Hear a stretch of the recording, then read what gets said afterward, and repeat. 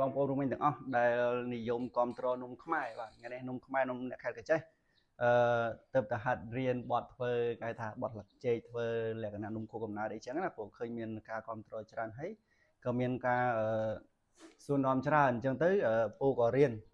តែបើអត់ចេះទេតែរៀនបត់ហើយអានេះរៀបនំយើងមានឈុតនំយើងហ្នឹងមានអានេះខ្ទិះដូងណាព្រោះយើងរៀបតាមអ្វីដែលយើងមានហើយអានេះនំកូរខៀវនេះ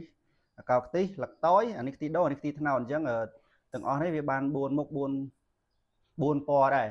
នៅមានចាក់កចានតែចាក់កចានយើងអត់សូវបានធ្វើអញ្ចឹងទៅក៏អត់តន់រៀបហើយយើងរៀបចេះបើសិនជាពុកម៉ែបងប្អូនភូមិមិញដែលត្រូវការហើយចង់គ្រប់គ្រងនំខ្មែរបាទអញ្ចឹងអាចកំងបានអានេះឈុតធំអានេះទំហំវា5 តឹកកន្លះហើយអានេះយើងប្រភេទ